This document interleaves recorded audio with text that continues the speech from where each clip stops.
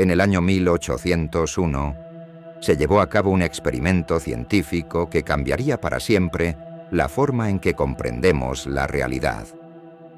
Las implicaciones de lo que se demostró ese día con métodos científicos sacudieron tan profundamente el paradigma de cómo percibimos la existencia, que incluso hoy, a pesar de vivir rodeados de dispositivos y herramientas creadas con la tecnología derivada de este hallazgo, seguimos negando ferozmente el verdadero significado detrás de este experimento.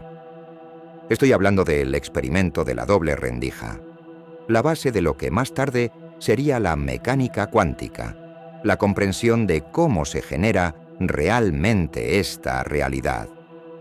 Este experimento no solo revolucionó la física moderna, sino que también nos invita a descender más profundamente en la madriguera, explorando sus implicaciones sobre la naturaleza de la realidad, la conciencia y la existencia. Bienvenido a uno de los mayores descubrimientos de la humanidad. Hoy comprenderás científicamente cómo creas tu realidad. Thomas Young fue un auténtico polímata del siglo XIX, nacido en 1773 en Inglaterra. Fue uno de esos raros genios que dominaban múltiples campos del saber. Además de ser físico, fue médico, lingüista y egiptólogo, contribuyendo significativamente al estudio de la óptica, la acústica e incluso a la interpretación de la piedra de Rosetta. Young fue conocido como el último hombre que lo sabía todo. Gracias a su insaciable curiosidad y su inteligencia multidisciplinaria, en el año 1800, uno realizó un experimento que transformaría para siempre nuestra comprensión de la luz y, posteriormente, de la realidad misma. Young buscaba resolver un debate que dividía a los científicos de la época. La luz estaba compuesta por partículas, como sostenía Sir Isaac Newton, o por ondas, como proponían otros pensadores como Christian Huygens. Para esto, ideó un experimento simple pero increíblemente brillante. Young comenzó con una fuente de luz, inicialmente una vela, ya que la electricidad aún no estaba ampliamente disponible. Colocó la luz para que pasara a través de una pequeña abertura, creando un delgado haz dirigido. Este haz se dirigía hacia una barrera con dos rendijas muy estrechas, ubicadas muy cerca una de la otra. Detrás de esta barrera había una pantalla blanca donde podía observar el resultado. Si la luz estuviera formada por partículas, como balas disparadas por un arma, Young esperaba ver dos franjas de luz en la pantalla, alineadas directamente con las dos rendijas. Esto tendría sentido, ya que las partículas de luz pasarían por una u otra rendija y llegarían en línea recta a la pantalla. Sin embargo, lo que observó fue sorprendente. En lugar de dos bandas de luz, vio un patrón de interferencia compuesto por múltiples franjas alternadas de luz y sombra, como ondas sobre la superficie del agua. Este patrón indicaba que la luz no se comportaba como partículas aisladas, sino como ondas que atravesaban simultáneamente ambas rendijas. A medida que las ondas pasaban por las rendijas, se expandían y se superponían, creando regiones de interferencia constructiva, bandas claras, e interferencia destructiva, bandas oscuras. Young concluyó que la luz era efectivamente una onda, confirmando la teoría ondulatoria y desafiando la idea dominante de la época, que consideraba la luz como partículas. Más de 100 años después, cuando la física cuántica comenzó a tomar forma, los científicos repitieron el experimento de la doble rendija, esta vez con equipos más avanzados y utilizando partículas individuales como electrones y fotones. Dispararon estas partículas una por una hacia las rendijas y observaron los resultados. Lo inesperado ocurrió. Incluso disparando partículas aisladas, el patrón de interferencia seguía formándose en la pantalla. Esto sugería que cada partícula, de algún modo, atravesaba ambas rendijas al mismo tiempo, comportándose como una onda e interfiriendo consigo misma. Sin embargo, la verdadera extrañeza surgió cuando los científicos instalaron detectores para observar por cuál rendija pasaba cada partícula. En el momento en que se realizaba esta medición, el patrón de interferencia desaparecía, y las partículas se comportaban como si hubieran pasado únicamente por una de las rendijas. Este fenómeno reveló que el comportamiento de las partículas cambiaba dependiendo de si estaban siendo observadas o no. En otras palabras, la sola presencia de un observador parecía determinar si las partículas actuaban como ondas o como materia. Este fenómeno fue denominado colapso de la función de onda por Werner Heisenberg, un físico teórico alemán, y se convirtió en un concepto clave dentro de la física cuántica. Esencialmente, antes de ser observadas, las partículas existen en un estado de superposición donde coexisten todas sus posibles formas, es decir, infinitas probabilidades, pero en el instante en que son observadas, eligen un único estado. El experimento de la doble rendija nos muestra que, a nivel cuántico, la realidad no está fija ni determinada. En cambio, es un campo de infinitas posibilidades, que solo se manifiesta completamente en respuesta a la interacción con un observador. Esto nos lleva a una inquietante pregunta. ¿Cuál es el papel del observador en el universo? La consciencia humana, que parece estar separada del mundo físico, parece tener un rol esencial en el comportamiento de la materia a nivel cuántico. Pero Hermes Trismegisto nos dio la respuesta hace siglos. Como es arriba, es abajo. Imagina que estás frente a una puerta cerrada. Detrás de ella podría haber un perro, un gato o incluso nada. Varias opciones coexisten porque aún no has abierto la puerta para mirar. En el mundo cuántico, sucede algo similar con las partículas antes de ser observadas. Existen en un estado llamado superposición, donde todas las alternativas están abiertas. Pero en cuanto miras o mides una de esas partículas, ocurre algo asombroso. Todas las posibilidades desaparecen y solo una se vuelve real. A esto lo llamamos el colapso de la función de onda. La simple atención del observador transforma la posibilidad en realidad en la vida. Esto significa que aquello en lo que enfocamos nuestra atención crece y toma forma. Cuando concentras tus pensamientos, tu energía y tus intenciones en algo, ya sea un sueño, una meta o una relación, estás literalmente moldeando la dirección que toma tu vida. Por ejemplo, si enfocas tu energía en los problemas, es como si estuvieras midiendo y fortaleciendo esa realidad. En cambio, si diriges tu atención hacia soluciones y oportunidades, esa es la realidad que comienza a materializarse. Una persona con dificultades económicas que pasa todo su tiempo pensando en deudas, solo hará que esas deudas aumenten cada vez más.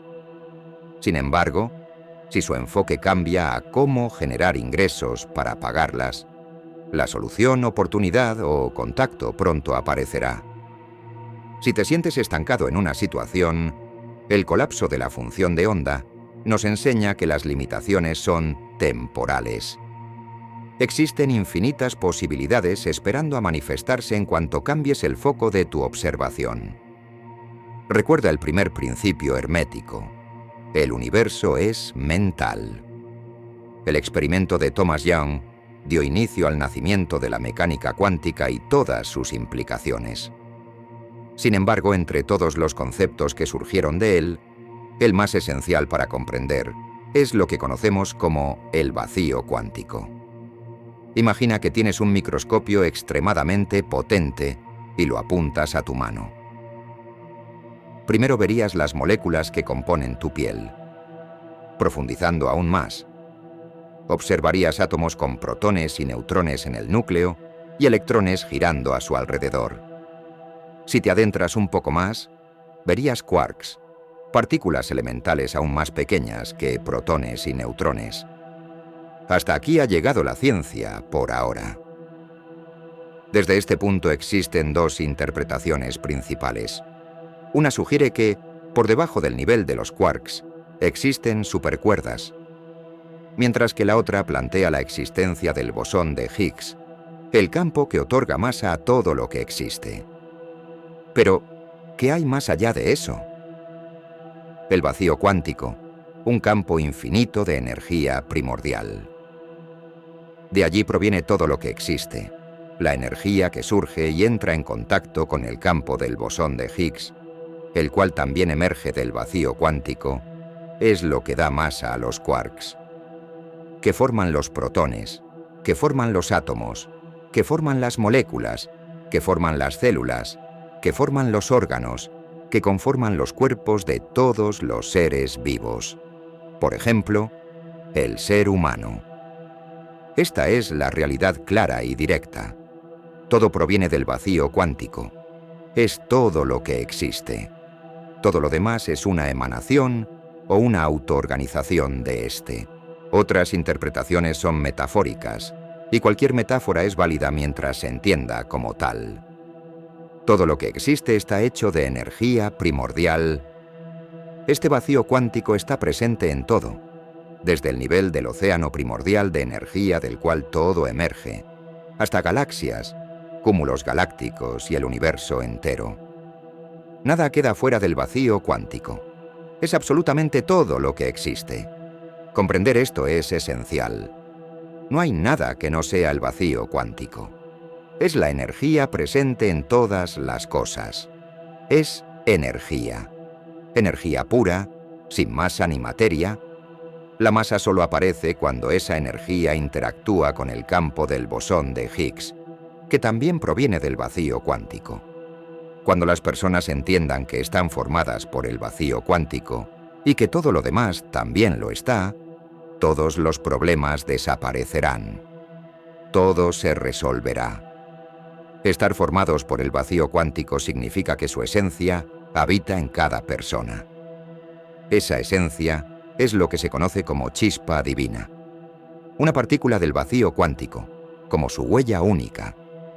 Todo ser existente posee una chispa divina individual y diferenciada, emanada del vacío cuántico. La chispa es el vacío cuántico mismo. Comprender y aceptar esto es lo que se llama iluminación.